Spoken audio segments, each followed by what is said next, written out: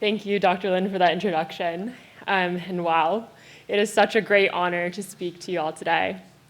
I first would like to thank Dr. Chua Huang, CARE, and the Stanford Division of Gastroenterology and Hepatology for this incredible opportunity and platform. And I would also like to thank everyone here today for the work that is being done to address the disparities in gastric cancer. It really is inspiring and enlightening to be in this room with you all. As Dr. Lin mentioned, my name is Jennifer So, and I'm a fourth-year undergraduate student here at Stanford studying bioengineering and pursuing a master's degree in community health and prevention research. As a student in bioengineering, I'm fascinated by the mechanisms of gastric cancer and the potential solutions being implemented. And as a student concurrently studying public health, I'm frustrated by the current state of policy and preventative care practices in the US. But today, I'm not here to speak to you as either a student of bioengineering or public health, but to instead reflect on my experience as the proud granddaughter of a gastric cancer survivor. Haralboji is my mother's father. He is a 6-foot, 3-inch tall Korean man with salt white hair and the stubbornness of a child. His stubbornness is what makes all of his sentences end with some version of a scoff or a sneer, but coupled with his tall stature, it gives him command over any room. When he speaks, his voice is 10 decibels louder than anyone else's. You can only hear his bellowing voice when we stand to sing hymns in church, as he hits each note on its head with the precision and authority of a drill sergeant. He's demanding and infuriating when we buy the wrong fertilizer at the Home Depot, or try to hide his license to keep him from driving on the roads that have now become unfamiliar to him. It was the same Haralboji who taught me to hear the difference between oi and ai in Korean, and how to ferment kimchi in an IKEA wash basin in our tiny Southern California beach town. In 2017, I found myself sitting across from Haralboji, who was 73 years old at the time, at a restaurant in Berkeley. After an entire lifetime in Korea, my grandparents had moved across the Pacific Ocean to live with our family in California. A family of 6 equally stubborn people under one roof led to conflict more often than not, but we had agreed that it was safer for our grandparents to live with us in one home rather than thousands of miles away by themselves. The Haralboji I grew up with could hike the tallest mountains in Korea and balance me on one shoulder with my sister on the other, but the one sitting in front of me at this restaurant in Berkeley looked shriveled and limp. He was a man who once fought on the front lines of the Vietnam War, and now he was staring at his plate as if it were the worst enemy he had ever faced. It took him minutes to muster up the courage to just take another bite of food, and while he chewed and chewed, I could see the defeat in his eyes. Before he even attempted to swallow, he leaned down and spat his food back onto his plate. It was earlier in that year when I lost the old, healthy version of my grandfather, the one who I remember from my childhood. His days started to become plagued by unimaginable pain, and he would spend hours on the couch clutching his stomach.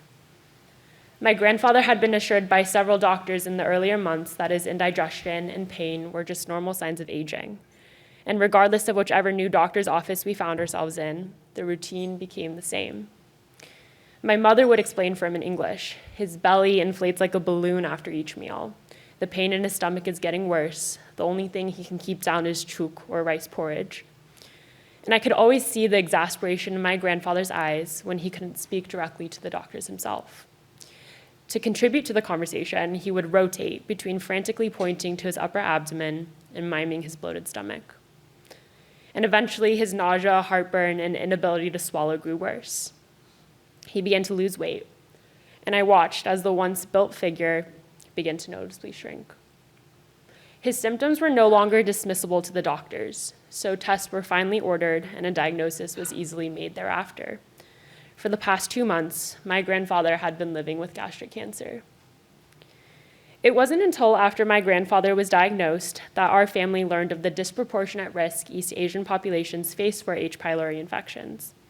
And the research papers I scoured the internet for only served to frustrate me. My grandfather was a 73-year-old Korean man with a 30-year history of smoking. This was information that physicians reviewed while intaking his history each time. My grandfather found himself at the highest known risk for gastric cancer possible, yet not one of the 3 initial doctors who were consulted with his case even mentioned cancer as being a possibility for his pain. For months, I blamed God for Haralboji's cancer. I blamed our Koreanness and his smoking habits. I blamed my parents for asking my grandparents to move to a place where healthcare is not meant for people like us.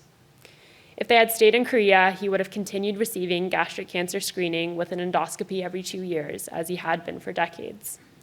The process has become so streamlined and normalized in Korea that my grandparents never questioned what the endoscopies were for or why they were necessary.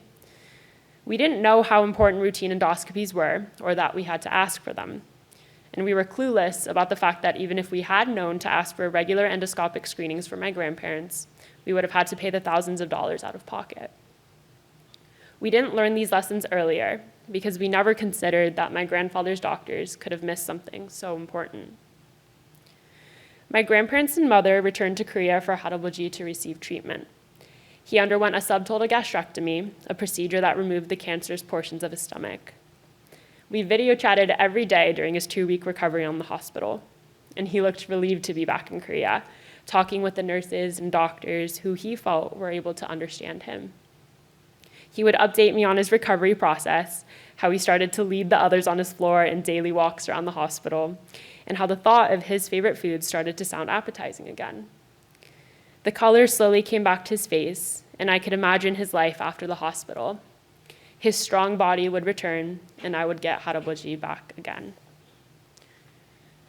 My grandfather celebrated 5 years of being cancer-free this past Tuesday. He called to tell me that his doctor said he is perfectly healthy and now in the all clear. Those were words that we had been waiting to hear at every 6-month checkup since he was first diagnosed. And while there was this immense sense of relief that I felt with this news, I couldn't help but reflect on the past 5 years. Haralboji's body never came back. His tall frame remains frail, which he hides under his clothes that now looked oversized on him. He voices his frustration often because he still can't stomach his favorite foods. And he feels this need to announce to everyone that he meets that he had gastric cancer because he can't stand the embarrassed looks when he needs to spit his food back out because swallowing is sometimes still too painful. And the slightest sense of abdominal pain can send him into a fury of paranoia.